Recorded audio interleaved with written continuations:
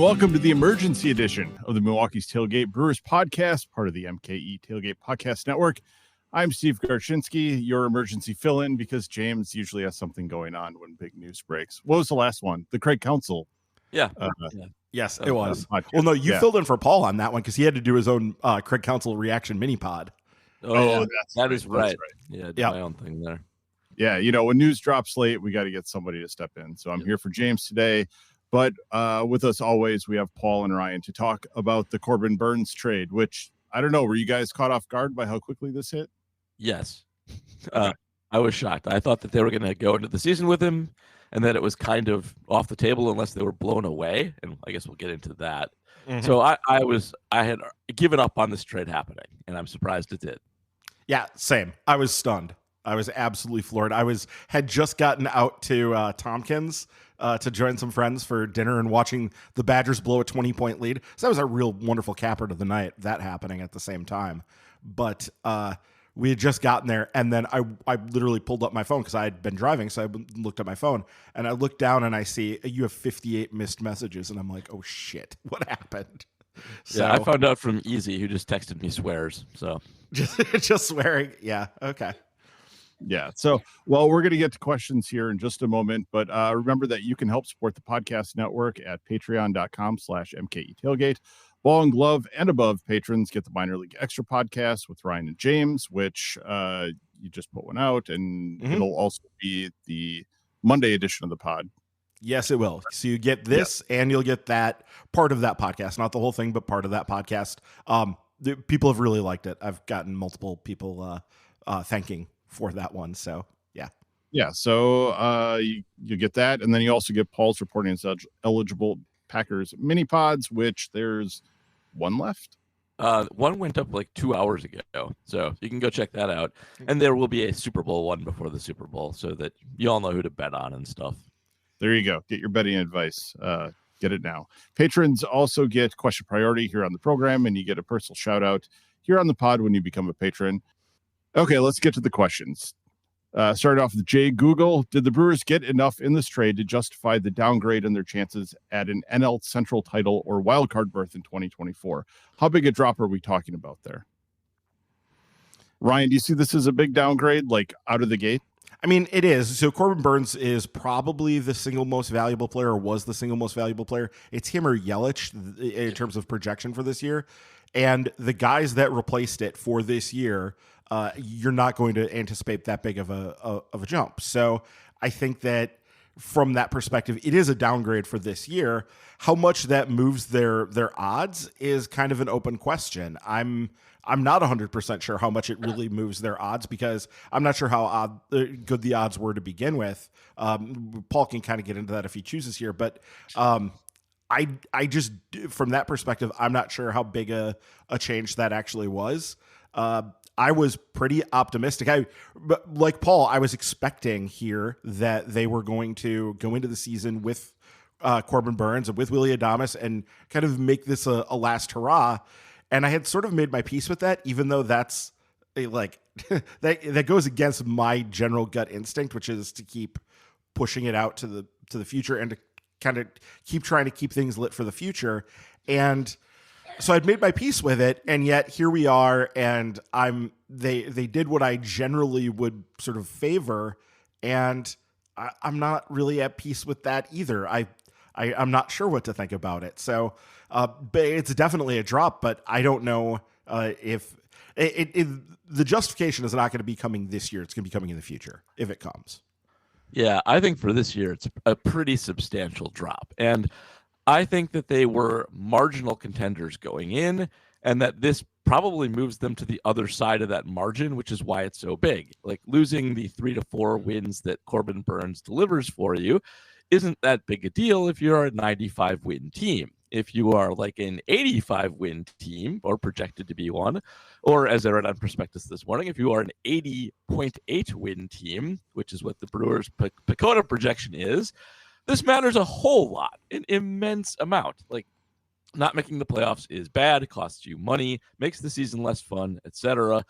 And I kind of think it's worse than that. I think so. First of all, I kind of agree with Ryan. I was looking forward to this team going in with Burnes. I think you have a formidable pitching staff that can do stuff in the playoffs with Burnes and Peralta, and adding Hoskins and giving Chourio a shot to be something right away is at least exciting and possibly very good. And now I think you got a couple problems, one of which is the rotation's really, really risky. Peralta was awesome last year, but he is famously not consistent. Wade Miley gets hurt all the time, and after those two, Hauser's even gone. There's a lot of unknowns here. To go with an unknown at manager, to go with an unknown, I don't like stacking up unknowns like this. I think it's bad planning kind of all around. And I think you have to look at it in the context of also having lost Woodruff. I think if the Brewers had their way and all things had broken their way, they probably would have tried to bring Woodruff back and been fine trading Burnes. And we just well have been like, okay, that's fine. We're going to bring him back. We have the other guys.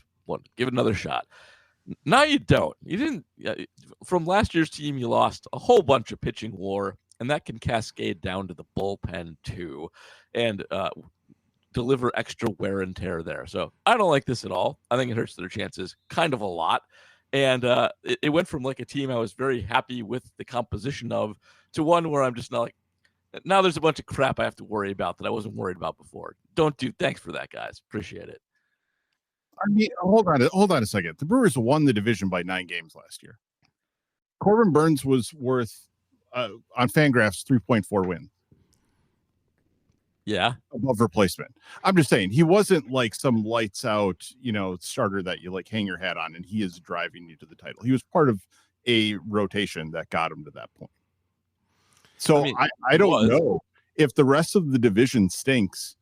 I mean, I'd rather have Corbin Burnes to try to win it, but I don't think it takes them out of it. They were projected at 86 wins last year, and they won 92. That is right. Yeah. Okay. I'm just saying, like, we're already writing them off, and I don't know. I think their offense at least has a chance to be better, and they seem to be able to manage both the bullpen and get viable arms in there in some way. So it'll be interesting to see how they balance it. I'm not writing them off yet. No, there's things they can do here. They can still contend, I think. It's just that I think that that baseball prospectus, who has generally been Pacoda has generally been very bullish on the Brewers. Yep. And the fact that Pacoda was at 80.8, you said, Paul, right? That's right. 80.8 wins. I think that kind of is an indicator that this team maybe wasn't as good on paper as I thought it was. I was surprised. So last weekend, my brother told me that the Brewers over-under for wins in Vegas was 79.5. And I said, oh, man, take the over on that all day. And now that I hear the Pacoda number is what it is, I'm second-guessing myself on that and wondering if this was shaping up to be more of a rebuild year anyway, even after they got Hoskins. I think we thought when they got Hoskins, we were super excited about that, obviously. We thought we were headed towards a contention year, and I think that may have been a misreading of the situation. And if that's the case, then I think that there's more of a case to be doing this. It's still just I guess I'm probably just having trouble mentally adjusting to the idea that they're not necessarily, strong contenders right now, but you could still see a lot of ways that this could break in their direction. And you're right 100%, Steve, that teams can outperform those records. Well, when's the last time they didn't outplay their Pacoda projection? Probably 2020. And that was, a completely bizarre season that had no bearing in reality. Count. Right. It doesn't count. It's been a while. Other than that, this run that they've been on since 2017, they've continually outplayed their Pacoda projections. So yeah, but not by leaps and bounds. Well, I guess when they're in the 90s, it's because they've generally been projected every year to be between 86 and 88 wins, and this year being at 80 instead of 86 to 88, I think that was a splash of cold water in my face. And they were projected to win the division last year too. I'm sure they're not this year. Right. Burnes was projected to win it by the slimmest of margins, and that clearly wasn't the case. Burnes had 3.4 Fangraph wins last year. Hauser was 1.8, and Woodruff was 1.4. that's a lot of wins to take off of the top of the pitching rotation. It just is. And I don't think it's wise to count on people stepping up to replace anything close to that, honestly. No, I mean, when you're bringing in youth, I mean, we saw, Burnes coming up, that it took him a couple seasons to figure it out. And he was not playable for a full season, basically. So we'll see what these young guys can do, if they can at least be more effective than that coming up. Tricky Henderson, is it just me, or does DL Hall appear to have genuine stuff? Not only does his stuff plus reading indicate a 4-seamer and a slider to be legit, but also his on-mound swag with chains and attitude appears legit, though I'm unaware of the exact readings of his swag. Are there swag readings anywhere? Is that Baseball Prospectus, or is that somewhere else? What am I asking? Does he start or relieve, in your opinion, and why? Peace, and love the pod. Yeah, so I have been operating under the assumption for a while now that he's a reliever, because he's been in the top 100 prospects for a while, and everything I've always read was he's probably headed to the bullpen, where he could be like the next Josh Hader. Okay, that's his number 3 Pacoda comp, by the way. Yeah, is his number 3 Pacoda comp. He has this wicked sort of delivery from the left-hand side. He's running not quite Josh Hader velocities, but pretty close. It's mid to high mid 90s. We're talking about 95, 96, 97 sort of fastball velocity. But he has some things going for him that can maybe potentially make this a starter profile. And I think that the Brewers probably don't do this if they don't think there's a chance at that, or if they think that, okay, we think there's a chance that he could start, and if he doesn't, sort of the downside here is like really, really, really good reliever that can do amazing things that way. But the thing that got me was looking at sort of the pitch selection. It's not a Josh Hader pitch selection at all. He only throws his fastball 53% of the time. He's throwing the changeup 17% of the time, the slider 25% of the time. And he also has a cutter in there as well. That's only 5%, but it's still like, there's a fourth pitch in there. That does sort of make me wonder if they have some things that they think they can do with him and potentially get him to the point that he would start. I still wouldn't bet on it. I still think really good reliever is his most likely outcome, but I will give and allow for the chance that he can potentially start, because just because the Brewers did this, Yeah.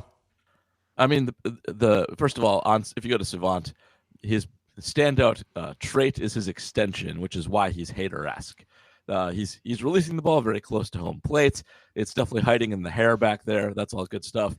The big knock on him, and the reason he may end up in the bullpen, regardless of having more than 2 pitches, is control.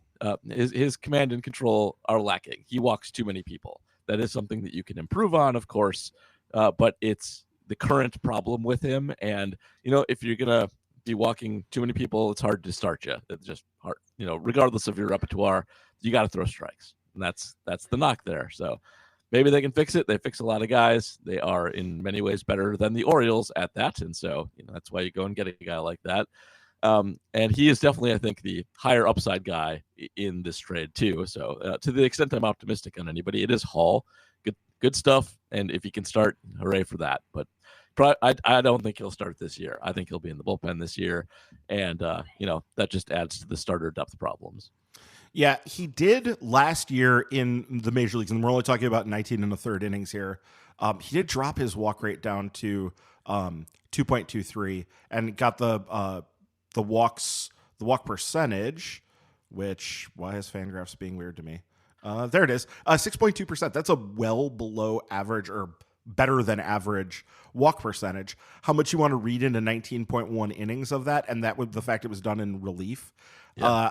I don't feel super confident about that, but who knows? There might be an underlying reason that they know of, that they're seeing, that says, hey, there seems to be and seems to have been growth here. And so perhaps that will bolster this. We'll have to see. But yeah, I would agree with you 100%, Paul. He is the higher upside of the two guys, though maybe also the lower floor of the two. We'll see. Okay, we kind of answered this. Steve S. asks, looks like most expect Hall to be a starter. Is there any indication related to that? That's anything more than conjecture. I mean, starter this year. Do you guys think he's going to be a starter immediately, or do they break him in? I think that's conjecture. I think that's people reading into the fact that they traded away a starter, and so they seemingly need a starter. But I mean, they could use a start, but they have starting pitching. They're just not all as good as Corbin Burnes. That's all. So I think there's a lot of assuming going on, and I've seen a lot of that just on Twitter, like, oh, he'll come in and start, and that'll be his spot. But I don't think he will unless that command and control gets better right away. So I think it is just conjecture at this point, and that the Brewers have a lot of guys who can potentially start if they do want to start him in the pen. Arnold did mention something about it, right? I think they said they were going to stretch him out. I think something about I think they're going to stretch him out in spring training and see where he's at. Which they'll stretch everybody out in spring training. Yeah, I mean, you should, but yeah, when there's any question, you should do that and see where it goes and see how that goes. But yeah, I still think the bullpen is the more likely outcome, but you give it a shot. So I think that's worthwhile. Okay, we got a couple Joey Ortiz questions. Bernie's mustache. Who gets more at bats at second base in 2024? Ortiz, Turang, or the field? And what will probably determine this is Ted Johnson's question. What does the addition of Joey Ortiz mean for the future of Adames in a Brewers uniform? Yeah, that was my kind of first reaction when I said something on Twitter last night was this means that Willy Adames is on the block and probably going to be out of town here, right? That's seems to be the likely inference to draw from this, is that they're going to move Adames and probably relatively quickly. That's my assumption. I mean, if you want to give a more generous reading than that, it's future proofing for at minimum next year when Adames may be gone one way or another. But it seems to be a setup for that. Yes. And certainly, I mean, other teams probably see that and are like, oh, maybe time to make an offer for Willie or see what we can get there.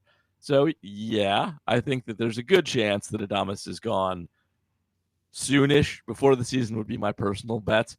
And so, that makes the other question, I don't know, between the two of them, who do you play at second base, Turang or Ortiz? I actually don't know the answer to that. They both seem fine. Ortiz would be, if Willy Adames is still on the club. No, if he's not on the club. Oh, no. In that case, it's Ortiz. Ortiz is a potentially plus shortstop. He's one of the most talented defensive shortstops in the minors, or was one of the most talented defensive shortstops in the minors. He was the guy that everybody was wondering in the Baltimore system, because they had all these guys like Gunnar Henderson, where it was like, well, he's kind of a shortstop, but he's probably more of a third baseman. And then when they drafted Jackson Holliday, and Jackson Holliday is a no doubt like good shortstop, and obviously then also a great offensive player, one of the best prospect in baseball.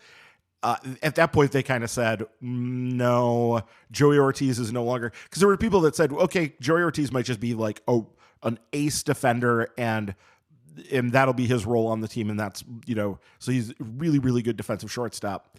I don't know that, like in the short term, whatever is fine. But in the long term, he is a guy you want starting at shortstop. He is a really, really good defensive shortstop, from actions to great arm. And that's probably the biggest separator between him and Bryce Turang. Bryce Turang has a playable arm for shortstop, but nothing special. Ortiz has a big arm. And so you're going to see a better potential result there. And that's, that matters a lot at shortstop in terms of being really, really good. So I was corrected. I was talking about shortstop, and I thought Turang had a better arm than he did. And I went and looked at the grades a few months back now, and it's like, no, the arm is not great.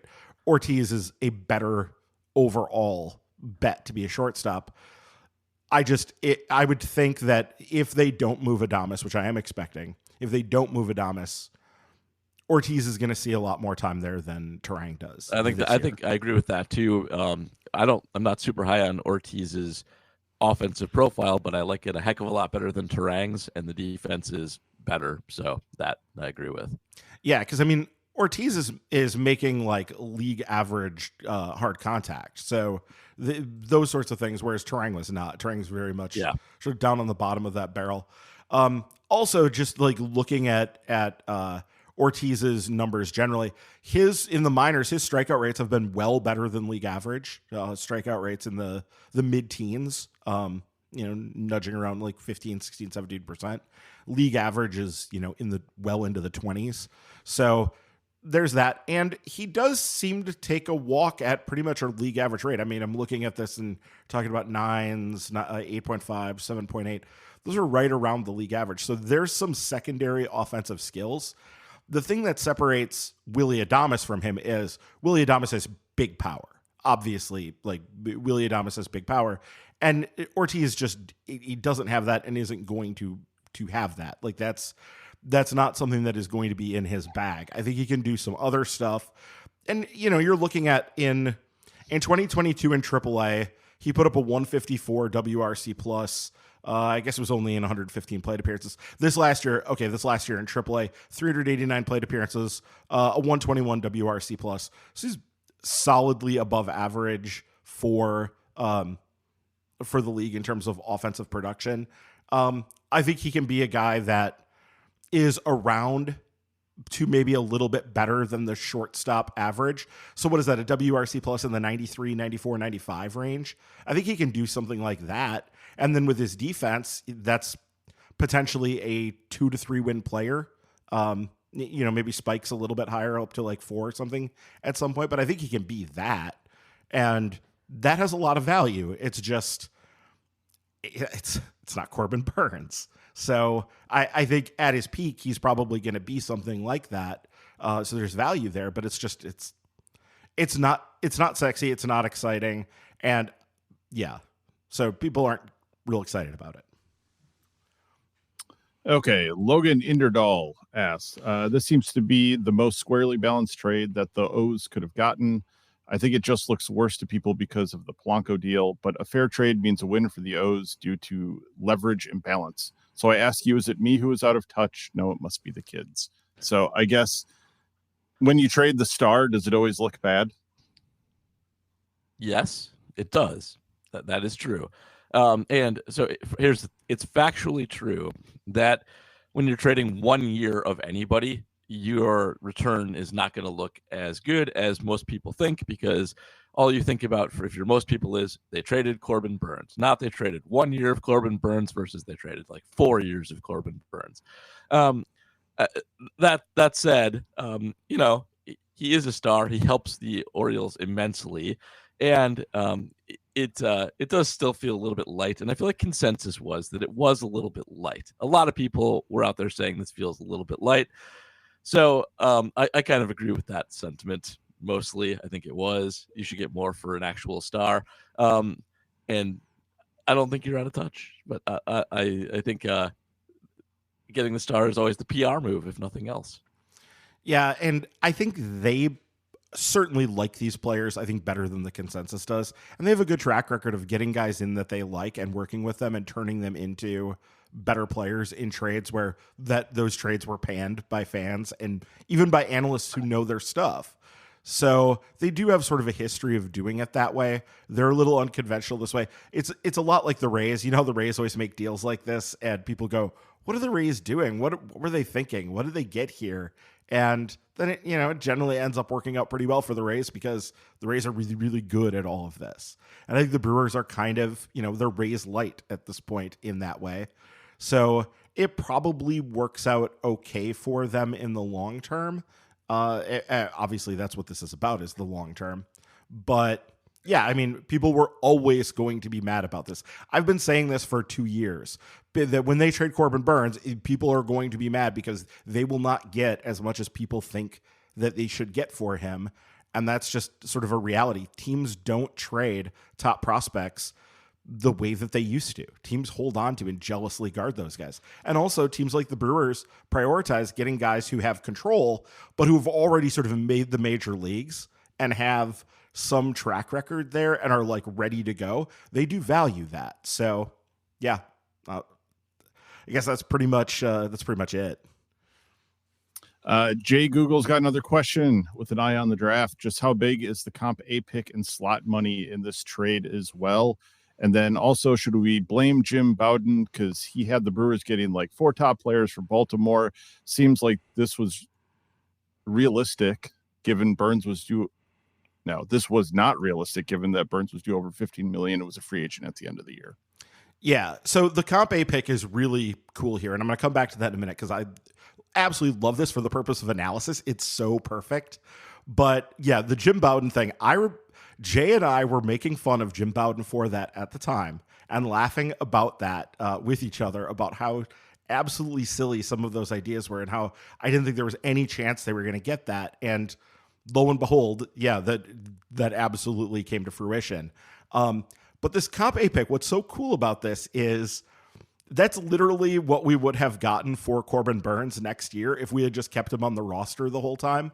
So it's wonderful in that it cancels that out. And we can really, for just analysis purposes, when we look back on this trade, can just balance 1 year of Corbin Burnes versus the 6 years or the 6 control years or whatever springs from that of Joey Ortiz and DL Hall. So we could just, it's a very clean analysis that we can do on this. We don't have to try to figure out, and fudge the numbers on what that draft pick was worth because that was just going to be what the fallback position was anyway.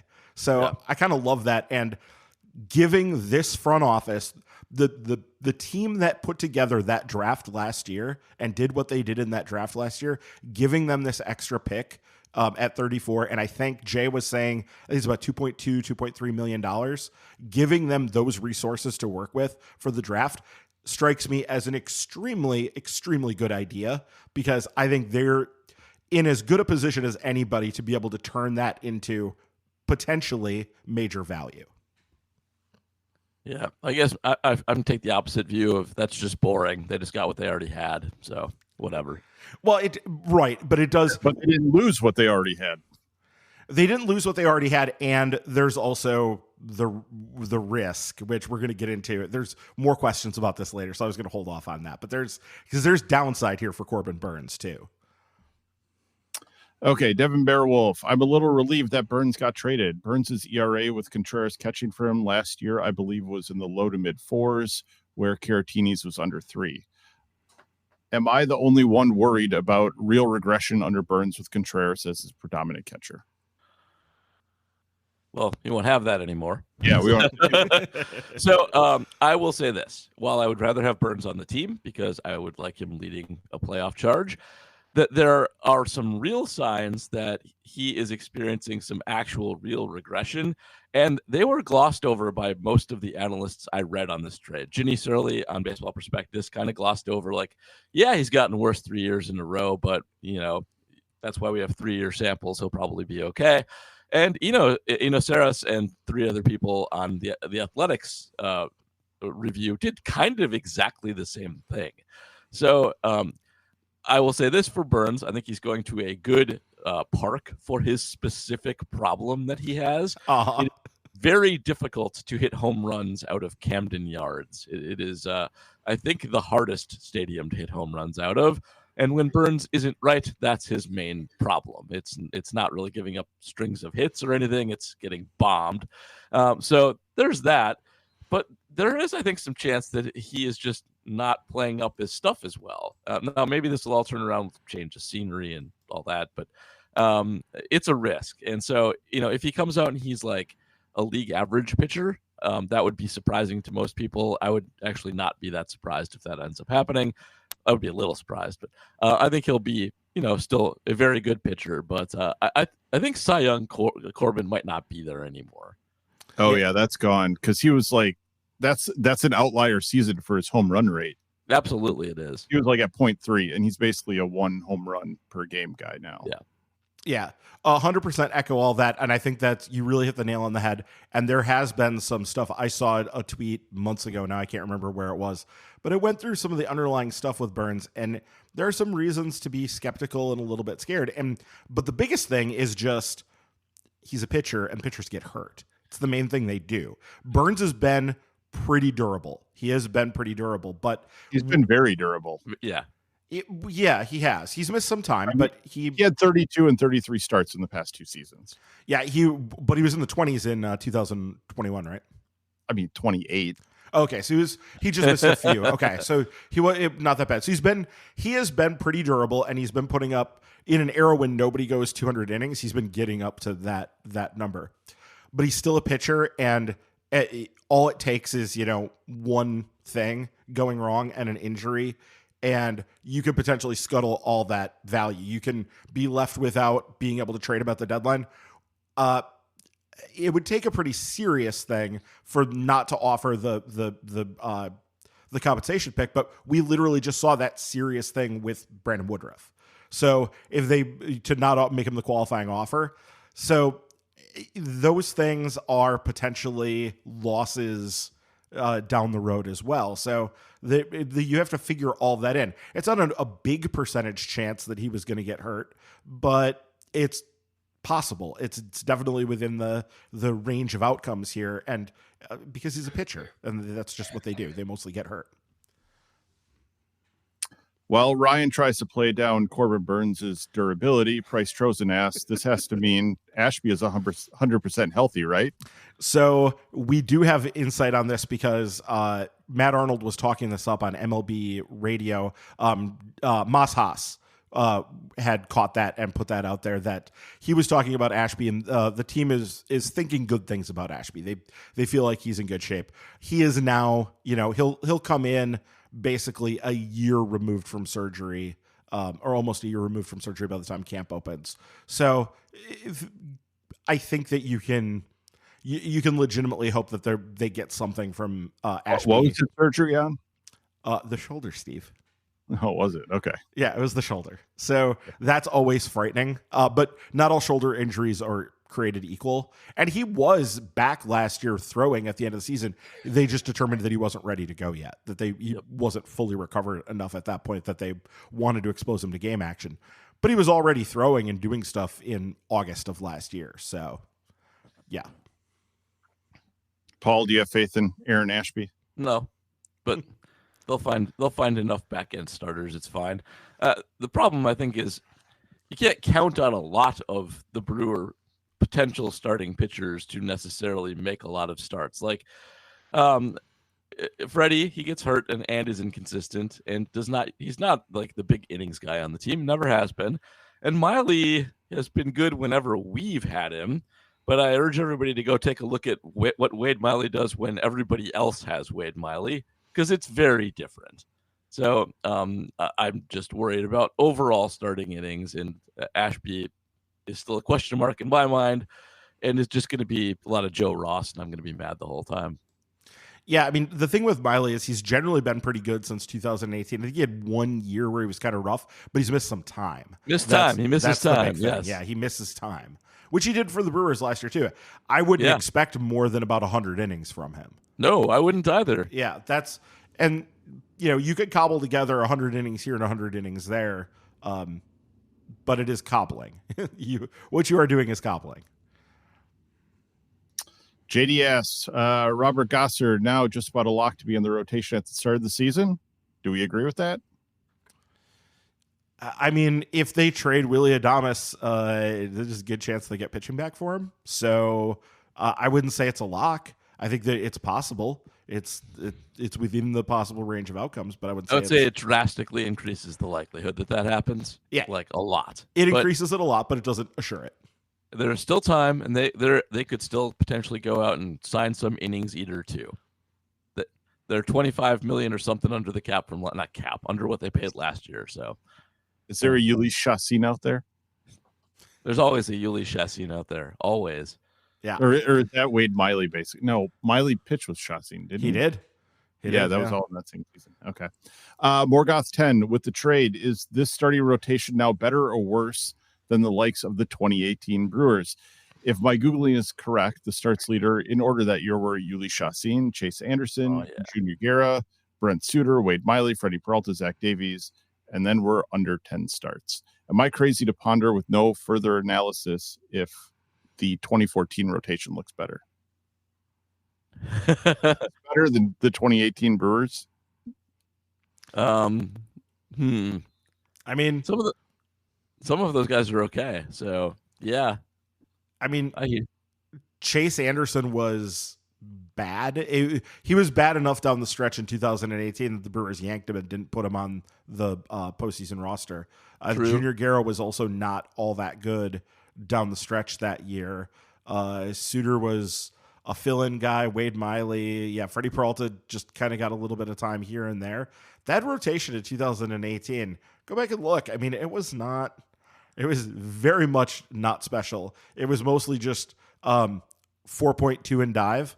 So, and then Craig sent it to his, three-headed bullpen beast, and they took close leads and, won games with them. That was the main thing to that 2018 team. I don't think this rotation looks worse than that rotation on paper.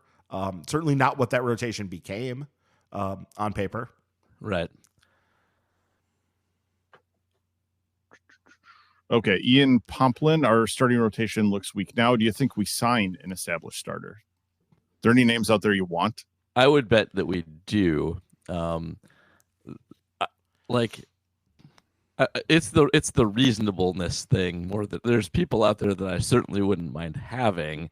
It's just the sort of mid-tier guys are all really old or injury pro. Like Rich Hill's 44 years old. Don't really want him. Corey Kluber I don't think is good anymore. There's like Zach Greinke's still out there. That'd be fun. Bad but fun. Actually, you can make a pretty good rotation out of guys that have pitched for the Brewers before, if you count Woodruff. Because Zach Davies and Jake Odorizzi are out there too. Let's see. But there's nobody I want, and they'll just pick somebody I don't even like very much and turn them into Wade Miley 2.0. I don't know. Ryan, is there anybody you like? Yeah, I'm kind of looking at this. Like, I don't know what's going on with Hyun-Jin Ryu. If that could be a thing. It's just not a lot here. This part of the market has been largely dried up. The top part of the market, I mean, Blake Snell is out there, but that's not. Which would be lovely, but kind of the opposite of what just happened. Well, okay, so you listen to Effectively Wild, Paul. Meg Rowley complains on basically almost like a weekly basis about how terrible it is to watch him pitch. And I'll confess, I have not watched Blake Snell pitch very much, but apparently it is like a form of torture to actually sit there and watch him because he just nibbles around the zone so much. And I think it drives people insane to watch. We should definitely sign that guy. It's probably just like having Giovanni in his heyday. So let's get that. Yeah, we're already we've built up the resistance to it. We have the resistance to that particular thing. Yeah. So yeah, that's, I don't know. They will definitely continue to go out and sign people. But I think it's more likely that this comes in a trade from Willy Adames than anything else. Just picturing Jonah Hill in Moneyball whispering, like, this is Blake Snell. His deficiency is he's super annoying. He was really effective and nobody can stand watching him pitch. I mean, Doug Davies. We've had it. We do that a lot.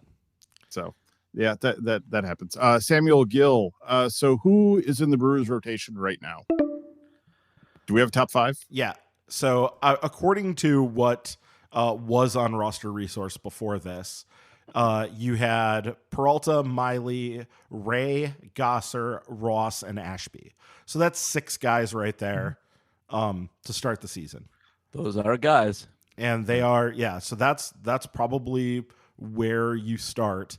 Carlos F. Rodriguez is a guy that, is probably in that mix at some point this season, though probably not, obviously right away. But yeah, I think somebody else is coming in here. They're going to make some other move. I don't know that it's going to come from the bottom of the barrel here. I guarantee it will be made fun of roundly by everybody when it happens. Oh, yes. Yeah, for sure. People go, oh, there's your Corbin Burnes replacement. Yep. Oh, Thank goodness we got whoever it is. Let's see. Yeah, 100%. Oh, look, Eric Lauer. Oh, look, Julio Teheran. That'd be fun. That's going to be it, right? He's only 33. We've been down that road before. We've seen it. Mitchell Reichert asks, I personally feel like this move has been leading to something else. So what do you think is more likely, a free agent addition, a trade addition, or a trade subtraction, which he mentions Adames? I mean, I think we're all waiting for the Adames shoe to fall. Yeah, I agree with that. And I guess I'll go slightly more on the Adames shoe, bringing back pitching like Ryan said, but they'll do something. Yeah. We won't go into with just this. Yeah, trade subtraction. Yes, if you trade Willy Adames, you are getting something back for him. And the way that they do things is generally to get guys who are ready in the minors. There's a really good shout here that the Dodgers shortstop situation is still kind of iffy for this season, and they sure could use that.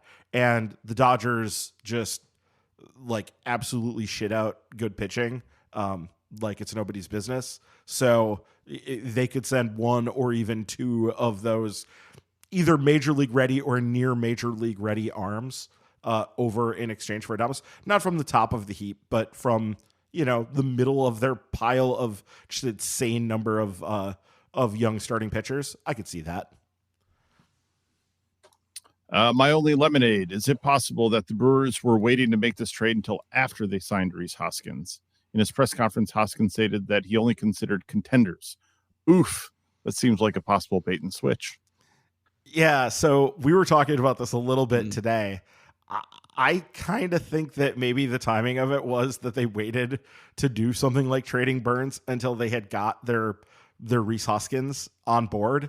I'm hoping they didn't make promises that they shouldn't have to Scott Boras, because I think that could actually have long-term detrimental consequences if we find out that they were telling tales to Scott Boras about what they were planning to do this year, and that turned out to be bull. I could see that being held against them in the future when they're trying to sign guys in the Rhys Hoskins ilk. I could see that potentially being a problem. We have no evidence that that's actually true, but it's not unfair to speculate, I think. I agree. I'm sure that they didn't mind the timing, even if it was accidental. So that's probably the most charitable interpretation of that. I do think they probably still think they can contend, but, it's a harder sell when you don't have Corbin Burnes than when you do, whether they believe it or not. So, yeah, maybe a little subterfuge there. I could definitely see that being the case. Yeah, I just hope, again, that the promises were not made. But, yes. Morgoth 10 asks, seen on various sites and such, some folks complaining, why not wait until the deadline to trade Corbin Burnes, claiming that we can get just as much value back then as now. Aside from the obvious that he could get injured, my logic leads me to think that we'd get less in return for a deadline deal. So setting aside the injury question, how might a return for a deadline deal have differed? Yeah, there's a lot of different ways it can go. First off, with the injury or performance issue, if his performance continued to degrade, if you're looking at a guy with a 4-something ERA at the trade deadline, I don't think you get this sort of return for him unless the underlying stuff was just really still very, very good. So there's that risk. And also just, that there's always going to be a market at the trade deadline. Somebody's going to need starters, right? Somebody's going to need a starter. So that part of it should be pretty solid, but you don't know what people are going to actually have on offer at that point either. And when you're getting down to just a couple of months, teams have been reluctant to give up a ton when they're talking about just a couple of months, right? Yeah, I'd say that's a little overblown. I think there's two big downsides to the deadline. One of which is your guy might not be worth as much, and pitchers do get hurt, and then you're screwed. Like think about Woodruff last year. But there often are desperate teams at the deadline, and so it's not a foregone conclusion that you get more just because of a few extra months of service. That's often not how it works. That's sort of communist thinking that the labor, that the price is just built in with sort of that inbound labor versus the supply and demand of the market, which is how this actually works. But your other big risk is the Josh Hader factor, that you are in sort of a good-ish spot and you get a deal that makes sense, and then it blows up in your face and you get yelled at by people and you miss the playoffs. That's also no fun. The PR from it now doesn't seem great. You get yelled at a lot by people right now, but that will blow over in a few weeks and nobody will remember. Whereas everybody's going to remember the Hader trade deadline for a long time because it seems like it was really, really, really bad. Yeah, that's 100% true. Just for my own sanity, I appreciate that they did this ahead of time. I mean, you can always just, turn your phone off and not check Twitter, Ryan. Yeah, that is an option. Is it though? Is it? Turn off the notifications. Steve DeRozier says the Burnes trade after the Hoskins signing has me questioning what the Brewers roster strategy is for this year. What are your thoughts on these seemingly divergent roster strategies? And Matt Arnold did say that he believes they're still contending this year. Oh, good. I'm glad he did that. Puts me at ease. I think so. First of all, if you are going to play for the Brewers, it is to some extent like going to play for the Rays, and you know what you are signing up for. You are signing up for this, and you should even be under the impression that like they might do something I don't like, but will probably still contend or something like contend. So yes. However, this is what the Brewers do. They try and build for the future at the expense of the present.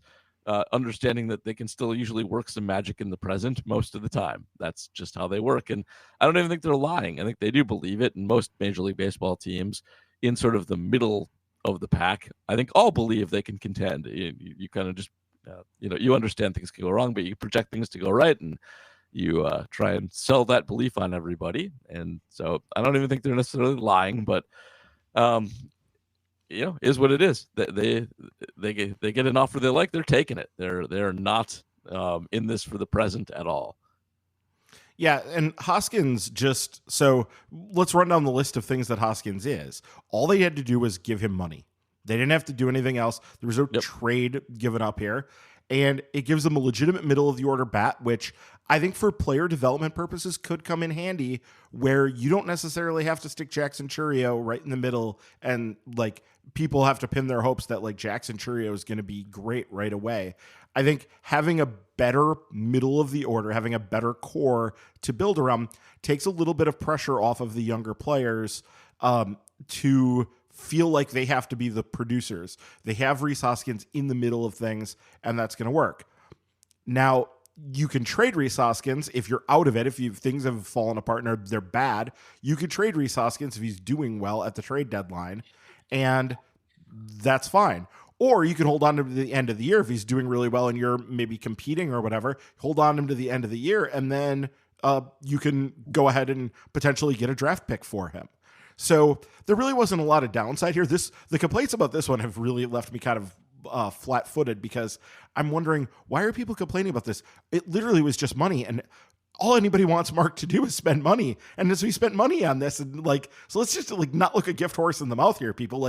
This is a good move, regardless of the team context and whatever else going around it. It was a solid move.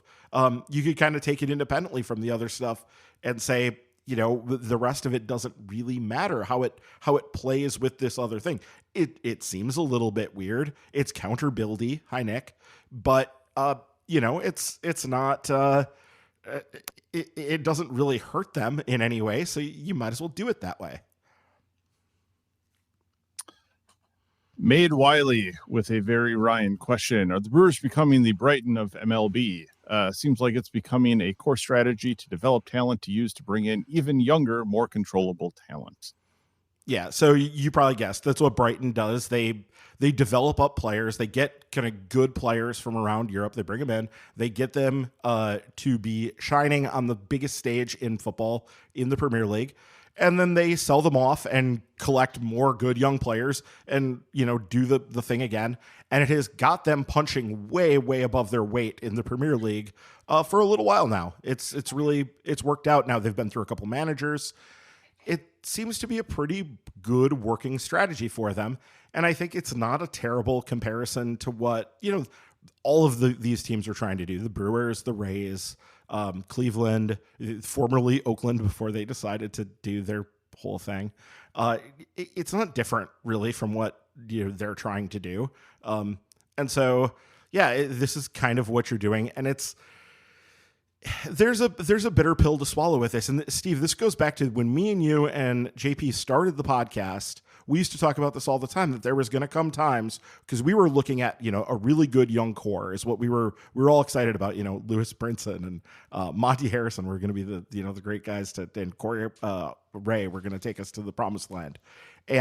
But we sort of knew that at some point, if they wanted to make this a going concern, they were going to have to trade those guys away before they became free agents to restock the farm. And JP and I would go back and forth about, how exactly, how do you do that? What's the best way? And how willing are fans going to be to tolerate it? And I think we've seen that the fans have not particularly loved it as a strategy in the Josh Hader trade and now the Corbin Burnes thing and pending the Willy Adames thing. But I think it is the strategy that they need to use to kind of have the success that they're having. It's always going to be kind of a difficult thing for people to stomach. Okay, we have a question. Well, it's quite the paragraph from new listener Leslie.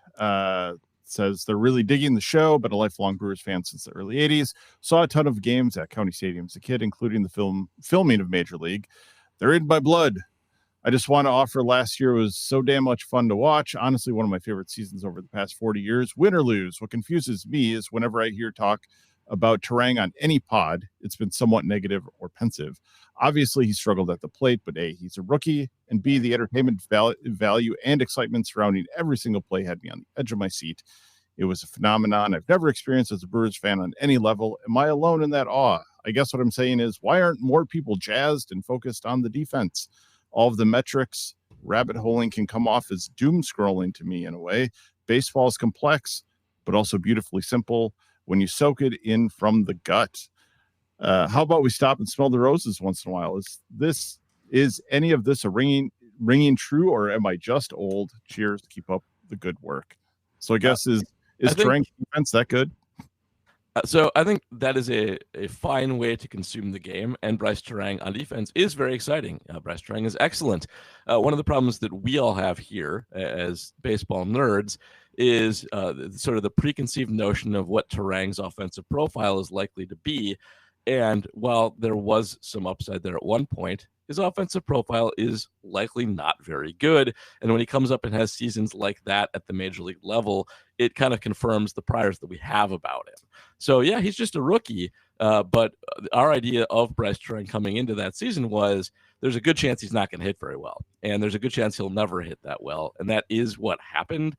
And so it does kind of crush our optimism. Now, he's a great defensive player. He's a very, very good defensive second baseman. He'll always be a good defensive player. But if you don't have the bat, there's limits to what you can bring to the team. That's it. Yeah, I think that's unfortunately the most likely outcome. He seems to be headed for utility player land, where he can play a bunch of positions at a solid to well above average level, but is just not going to carry the stick where you want him in the lineup on a daily basis. That seems to be more and more looking like the most likely outcome.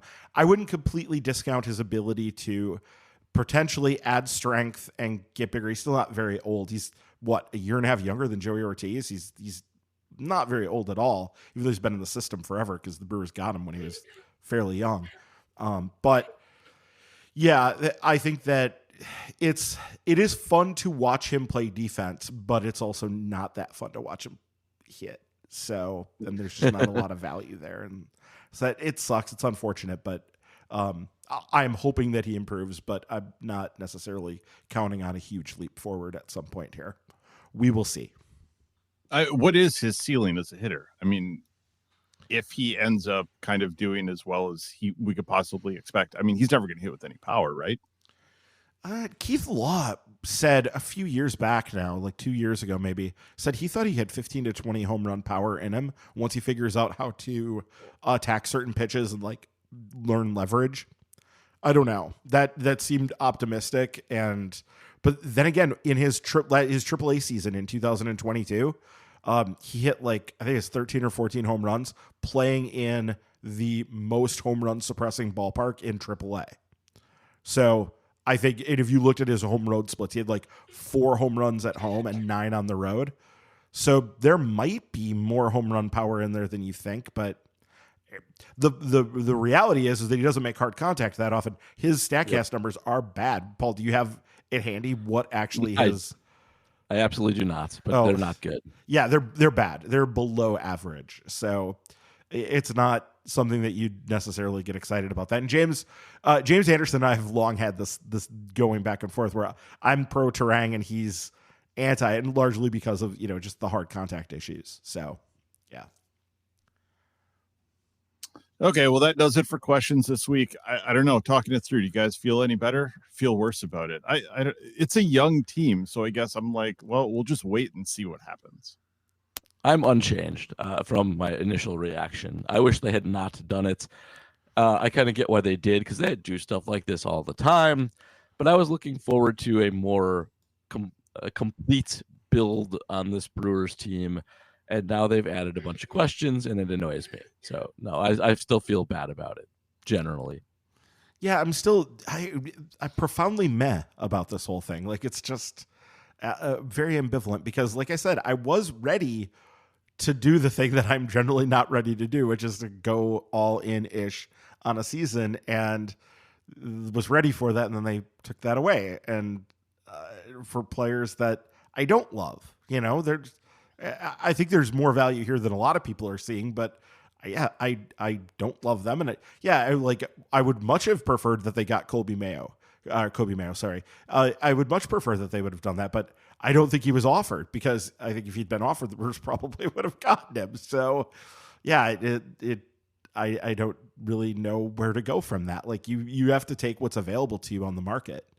And the Orioles have been steadfast in refusing to deal those top young prospects. They really have been. This is sort of a revelation. Remember the fact they sold the team, or the announcement on the sale happened literally the day before this. And it already seems like the Orioles fans had the best 2 days of their lives right there, where they got noticed that the Angeloses were going away, and they got noticed that Corbin Burnes was coming in.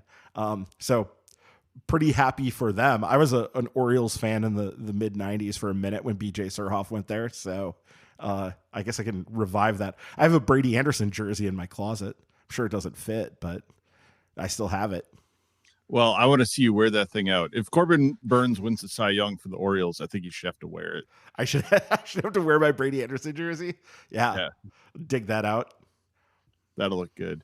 Yeah, I don't know. Like I said, I was expecting Burnes to be traded once the Woodruff news kind of came down. I was like, okay, if they can't pair those two together, I think it might be time to cash this in for some future value. So, we'll see how it works. It's interesting. And I don't know, maybe we wait for that Adames trade and then we can take that as an entire package and see what the value was and whether or not it was worthwhile. Yeah, that might be a thing too, that the Adames trade ends up being better in some ways than the Burnes trade, at least by expectations. People are definitely expecting a lot less. And oftentimes in these cases, it's all about your expectation, what you were thinking you could possibly get. All winter, people have been dreaming on all those Orioles prospects. Then they find out they're doing a trade with the Orioles, and then they find out that it's Joey Ortiz and DL Hall. So I get the letdown aspect of it, but I'm also was expecting it all along. So, okay, so we got a couple new patrons and an opportunity to thank them. Ryan, you want to do that? Yeah, the aforementioned Leslie. Thank you for joining up. We do appreciate that, and yeah, you can just send those questions when we put out the call for questions. So, and then Jason. We think it may be in Vermont. Jason VT is what we got here. We think it's maybe Jason in Vermont, which would add to our empire all over the world. We are still very, very big, I think, in Spain. Or no, Portugal, the other one. Yeah. The other Iberian Peninsula place. Okay, well, that'll do it for this week. Another emergency pod. Remember to subscribe on Apple Podcasts, Spotify, any place you can leave a review. Please leave that 5-star review. Paul, we haven't had you reading any 5-star reviews lately. We haven't had them in a while, and I stopped checking them. So I will start checking again. Okay. But I don't have one handy right now, and I'm not looking. You're not as busy with football now, so you can get back to just focusing on the baseball pod. True. Yeah, the last one was really mad at me personally. So oh yeah, that's at the top on there. Yeah. 5 stars and mad at Ryan. That is the perfect No, review. that's why we didn't read it, was because it wasn't 5 stars. If they had put 5 stars, then it would have had to have been read. That is the contract. That is the deal. Man. So they screwed that one up by not giving us the 5 stars. You can say whatever you want about me. Give me 5 stars. So, hey, just a reminder, you can support the podcast by becoming a patron. Go out to patreon.com/MKE Tailgate. $2 a month. You get question priority. And then you'll be ready for the next episode, whenever that is. Guys, when do you think you'll be back? Next weekend. I think we'll be back next weekend. So some of us will. We'll see. We'll see. Okay. Yeah. Paul will be recovering from the Super Bowl. That's Super Bowl weekend. Yeah, that's right. We'll see how things go. Who knows? Ryan's thinking about his big plans for the Super Bowl. What scotch are you going to bust out for that? I'm looking at some right here. No, it's not the Packers. So why would I bust out like really good stuff? Maybe I have some of my my in-laws got me a bottle of Jameson Black Barrel. So maybe I'll bust that out. What's Matub say? Open your best bottle. Yeah, that's part of the spiel. I have forgotten the whole spiel. Yeah, I know. He does it better. Yeah, he does. So it's mostly about telling your friends you love them. So do that. There you go. So anyways, thanks for joining us this week, and tune in next week for Milwaukee's Tailgate.